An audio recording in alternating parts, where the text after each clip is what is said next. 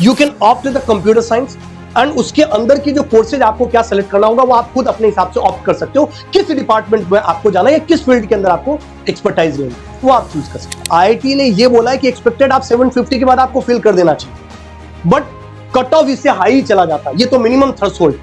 तो sir cut off कितना चला जाता है तो वो मैं आपको बताता हूं। पहले कंप्यूटर साइंस के लिए इतना है, बहुत सारी ब्रांच में रिटर्न भी होते हैं, इंटरव्यू भी होते हैं, वो ब्रांच टू ब्रांच वेरी भी करता है। वो आपको ऑलरेडी कोप पोर्टल पे आपको दिख जाएगा कि किस दिन आपको रिटर्न एग्जाम के लिए आईआईटी बॉम्बे ने बुलाया है। दोस्तों अगर आप कंप्यूटर साइंस इंजीनियर हैं तो डेफिनेटली आपके दिल में कहीं ना कहीं आईआईटी बॉम्बे रहा होगा।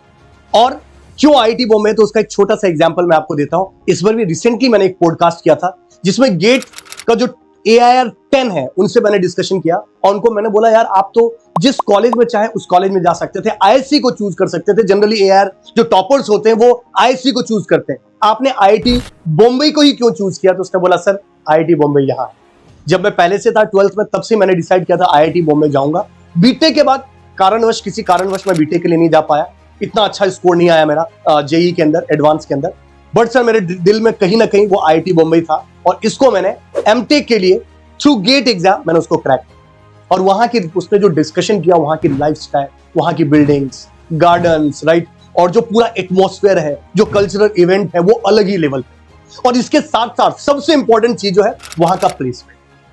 वहां का प्लेसमेंट स्पेसिफिकली अगर मैं कंप्यूटर साइंस ब्रांच की बात करूं तो सबसे ज्यादा आपको अच्छा और परसेंटेज वाइज सबसे बड़ी बड़ी कंपनी आपको अगर मैं बात करूं तो वहां पर आपको देखने को मिलेगी। बट वहां पर अगर कल्चरल चीजें बहुत अच्छी होती है तो एकेडमिक उससे भी ज्यादा स्ट्रॉन्ग चीजें होती है। क्या क्या है उसका कट ऑफ, सारी चीजें और कितनी सीट्स हैं, कौन कौन से ब्रांच हैं, कैसे आप वहां पहुंच सकते हो, इस वीडियो के अंदर आईआईटी बॉम्बे की कंप्लीट इंफॉर्मेशन आपको मिलने वाली है दोस्तों। तो सबसे पहले बिल्डिंग आपको दिखाई दे रहा होगा, ये जबरदस्त बिल्डिंग, एटमॉस्फेयर, राइट, इवेंट्स, ये सब चीजें। स्पोर्ट्स की अगर मैं बात करूं, लाइब्रेरी की बात करूं, हर एक चीज जबरदस्त है आईआईटी बॉम्बे का। और इंटरनेशनल लेवल पे भी इस कॉलेज को मान्यता प्राप्त, मान्यता मतलब ये कॉलेज रिकॉग्नाइज्ड है। इसके बाद अगर मैं बात करता हूं दोस्तों एमटेक की, अगर मैं पूरी सिचुएशन की, आर्टिकल आपको दिखाई दे रहा होगा, ये गिग्स फॉर गिग्स का आईआईटी बॉम्बे का आर्टिकल्स है जिसके अंदर कंप्लीट एमटेक के एडमिशन का प्रोसेस, कट ऑफ, प्लेसमेंट, हर एक चीज लेटेस्ट वर्जन के साथ आप लोगों को अवेलेबल करवाया गया। सबसे पहले बात करते हैं कि सर कौन कौन से, देखो इसके अंदर पोस्ट ग्रेजुएशन भी होते हैं, ग्रेजुएशन भी होता है और पीएचडी प्रोग्राम भी होते हैं। ये सारी चीजें तो चलती है। क्या सर अभी 2025 का पोर्टल ओपन हो चुका है एडमिशन का? नहीं दोस्तों, अभी अगर आप आईआईटी बॉम्बे के अंदर जाओगे तो दिखाई दे रहा होगा 2024-25 का ही है जो कि क्लोज दिखाई दे रहा होगा। इसी पर आपको 2025-26 के लिए भी आपको पोर्टल ओपन हो जाएगा वेरी सून, जहां पर आपको इंफॉर्मेशन सारी चीजें आ जाएगी। सर फुल टाइम के देखो जो प्रोग्राम्स होते हैं वो जनरली कौन कौन से प्रोग्राम्स होते हैं वो भी मैं आपसे डिस्कशन कर लेता हूं। सबसे पहले मैं बात करता हूं कि एलिजिबिलिटी क्राइटेरिया क्या है आईआईटी बॉम्बे में एमटेक की। आपकी 4 साल की बीटेक या बीएससी 4 ईयर भी आपने दे रखा है तब भी आप एलिजिबल है यहां पर पहुंचने के लिए। साथ ही आपके इन कोर्सेज में जो अंडर ग्रेजुएशन का कोर्स है इसमें 60% से अबोव होना चाहिए अगर आप जनरल कैटेगरी के हैं, और 55% से अबोव होना चाहिए अगर आप SC ST कैटेगरी के अंदर आते हैं। तो ओबीसी का भी है, राइट, 60% से अबोव होना चाहिए। बहुत सारे बच्चों को लगता है कि सर मेरा तो सीजीपीए है, परसेंटेज में कैसे कैलकुलेट करेंगे? तो आपके यूनिवर्सिटी में सीजीपीए को परसेंटेज में कैलकुलेट करने का फॉर्मूला दे रखा होगा। सर यहाँ पर एडमिशन का प्रोसेस क्या है?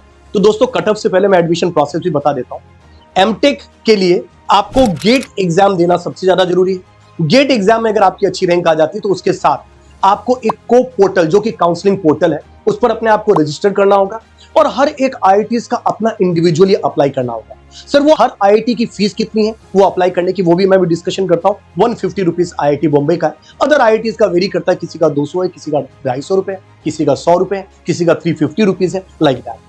Apart from this sir COAP portal पे करेंगे, रजिस्टर करना होगा और आपको आईआईटी का भी फॉर्म फिल करना होगा। सर उसके बाद क्या होगा, हर एक आईआईटी की काउंसलिंग आपको कोप पोर्टल पर जाकर दिखेगा कि कौन सा आईआईटी आपको मिल रहा है।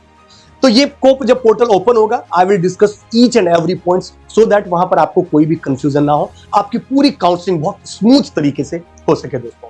फिर भी सबसे फर्स्ट कुछ स्टेप्स हैं एमटेक में एडमिशन लेने के लिए। पहला है कि इनिशियल रजिस्ट्रेशन जो आपको करना होगा आईआईटी के साइट पर जाकर करना होगा आईआईटी बॉम्बे की। लॉगिन फॉर्म पूरी डिटेल आपको भरनी होगी, कुछ डॉक्यूमेंट होगा वो आपको अपलोड करना होगा, अगर हो जाता कुछ पेमेंट होगी 150 जैसे मैंने बोला वो पेमेंट आपको करना होगा, और सबमिट एंड प्रिंट राइट आपको लेके रखना होगा, need to send the hard copy to the IIT Bombay. आपको आईआईटी बॉम्बे में भेजने की जरूरत नहीं, no need to send, right, आपको भेजने की जरूरत नहीं, बस उसको अपने रेफरेंस के लिए लाना होगा। उसके बाद जब आईआईटी का आपने फॉर्म फिल कर लिया, उसके बाद काउंसलिंग को पोर्टल पे अपने आप को रजिस्टर करना होगा, और उसके बाद वहीं से सीट लोकेशन को आपको देखना होगा। बहुत सारी ब्रांच में रिटर्न भी होते हैं, इंटरव्यू भी होते हैं, वो ब्रांच टू ब्रांच वेरी भी करता है। वो आपको ऑलरेडी को पोर्टल पे आपको दिख जाएगा कि किस दिन आपको रिटर्न एग्जाम के लिए आईआईटी बॉम्बे ने बुलाया है। सर ये सब चीजें तो ठीक है, कितनी फीस है वो मैंने आपको पहले ही बताया। वुमेन्स के लिए 150, SC ST कैटेगरी के लिए 150 और ऑल अदर कैंडिडेट के लिए 300 रुपए। तो वुमेन्स के लिए कैटेगरी के लिए 150, जनरल, OBC, NCL 300 रुपीज।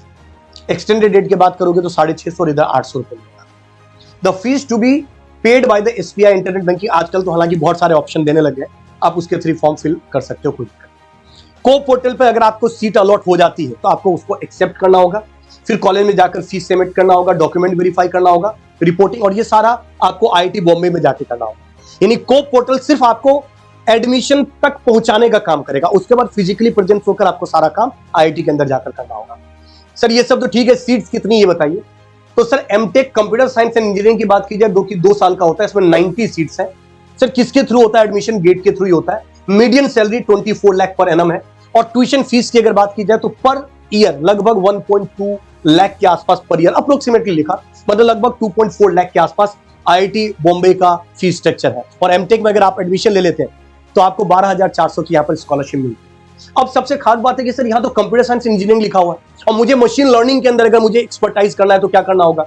दोस्तों आईआईटी बॉम्बे आपको फ्लेक्सिबिलिटी देता है, you can opt the computer science, and उसके अंदर की जो कोर्सेज आपको क्या सेलेक्ट करना होगा वो आप खुद अपने हिसाब से ऑप्ट कर सकते हो, किस डिपार्टमेंट में आपको जाना है या किस फील्ड के अंदर आपको एक्सपर्टाइज लेनी वो आप चूज कर सकते हो। इसी तरीके से डिफरेंट डिपार्टमेंट का और आपको दे रखा है, जैसे इलेक्ट्रॉनिक्स की बात की जाए, राइट, वो भी दे रखा है। एमटेक अगर जियो इन्फॉर्मेटिक्स की बात की जाए तो 34 सीट्स है। एमटेक मैकेनिकल इंजीनियरिंग की बात की जाए तो 12 लाख पर एनम की हाई मतलब पैकेज मीडियम सैलरी है, और 1.2 सैलरी। फीस स्ट्रक्चर तो सबकी सेम ही है ऑलमोस्ट।